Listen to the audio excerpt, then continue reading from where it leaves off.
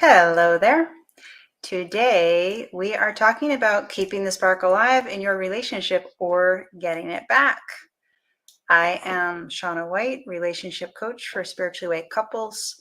And today we are talking about the fact that every single intimate partnership experiences a dulling of the flame at some point. And we're going to look at what causes that most fundamentally and what are the essential components you need for reigniting the flame with your partner. And everyone needs to reignite the flame, whether the flame has dimmed, dulled, or not. The flame is the kind of thing that you need to reignite. You'll have to keep throwing logs on the fire. So let's look at what those logs are. So I am coming to this topic from the point of view of the depths of the human being as a spiritual creature. There are more superficial ways of looking at what dulls the flame, and that might work for some couples in the sense that kind of, because some people might feel like their sense of connection comes from how they enjoy the 3D world. Like they're really into their hobbies and stuff like that. And so their connection comes from sharing how they play in the physical world with each other. And they might have a different journey than what I'm going to be talking about here. But for those of us who feel deeper and thrive because we feel deeper, this is what it really comes down to. So the human being is most alive. So we are actually the center of our being is a portal for inspiration. That's our connection to the divine inside. And I don't mean divine in the religious sense. I mean it in the sense of our most authentic nature.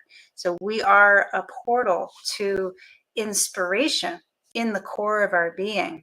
That's what gives us purpose. That's what gives us joy, to be able to experience the authenticity of our spirit, our soul, and to allow that inner feeling of alignment inside ourselves to be naturally expressed in a relaxed way.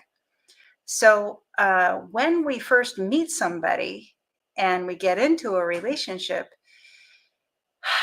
everything is fresh with that relationship. And so we feel like we have a fresh state of mind. And in that place, there's a lot of excitement. There's probably some reading into emotionally what this might be. So there's a bit of extra emotional layers of excitement on top of that, but also the freshness of the relationship in the beginning makes a space for possibly for more feeling more inspiration and authenticity in how we express ourselves. But as we start to develop history with our partner, we start to experience this haze, or this history haze. Like we start to see our partner in terms of the past, and we start to see ourselves in terms of the history that we have with our partner. And so in this very, very subtle way, our experience of ourselves starts to dull. And then let's add in our beliefs about what we think we need to do, like what we think we need to do, the ways we think we need to contort ourselves in order to be lovable. And I call this is how fast it used to happen for me. I call this the second date phenomenon. Because I found for myself, I was always like really free and grounded and centered and authentic the first date. Because the first date, I was like, I don't even know who you are. I don't even know if I want anything with you. So I could just be myself. But then what would happen is I would be like, oh, do I like this guy? Oh, I like this guy. Uh-oh. And then all of my subconscious patterns would come into play. They would kick in. And then I couldn't even help myself. It was terrible. I could not enjoy my own company whatsoever. I would just start basically trying to see what I needed to do to fit into what he wanted, so that then he would love me. It's awful. I don't even like saying it out loud, but that's what I used to be trapped in. Um, and it still comes up in some ways, but it's way more manageable. The years that I'm thinking of, that I'm talking from right now, the second date phenomenon, I I could see it happening, but I was in a prison. I could not stop it from happening, and I felt so uncomfortable inside. Anyway, point is, um, that once we decide we like somebody and we want to explore love with them, then our idea of love comes into play, and our ideas of how we need to perform in order to be lovable, all that starts to come into play. So now we've got our history growing with this person that's sort of putting a film over our own eyes about we're losing the now with ourselves and with our partner. We're starting to see them in terms of the way we're used to seeing them from our experiences with them, right? And then we're also seeing ourselves or ourself in the way that we start to habituate in how we see ourselves in relationship to our partner. And so this fresh space of inspiration gets crowded out. And then on top of that, if I didn't say it before, the subconscious patterns that we have a subconscious pattern active, that inspiration space is also unavailable to us. And that's where the spark goes. The spark goes away. It gets dull because we can't access that fresh space of authentic inspiration inside ourselves. And that can be really tough. So it can also mess with our ability to connect with a sense of purpose inside ourselves. And there goes the joy. There's no more joy. So what do you do about it, right? How do you, what's the path back to the flame?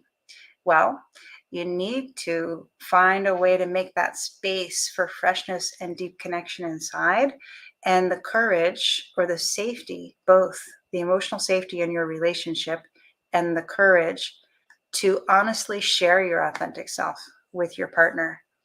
And that reignites the flame, because it reignites this space where you don't know what's going to happen next.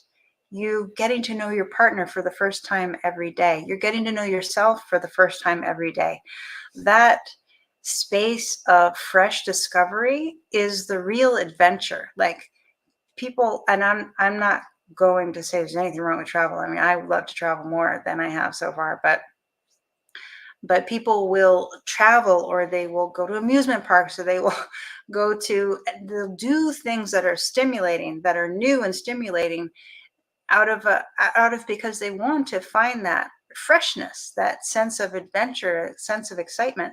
But when you capture, or I'm not even going to use the word capture, when you find that state of mind where you can be authentically yourself in the discovery of yourself in the fresh moment, each moment, and then share that with your partner, that is so exciting and enlivening.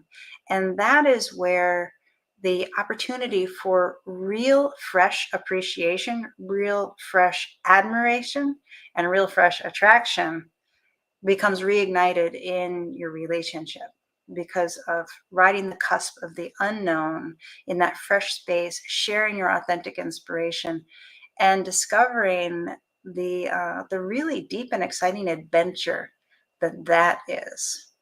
So that is my prescription for how to keep the spark alive and to get it back if it's died. And every relationship has to do that. Those are the logs that you have to put on the fire to keep that flame burning. And if you want some deeper insight in how you can do that in your own situation, you're welcome to schedule a call with me. Just put flame in the comments or send me a private message, and we'll have a conversation. We'll see what that looks like in your relationship. All right. Have a great day.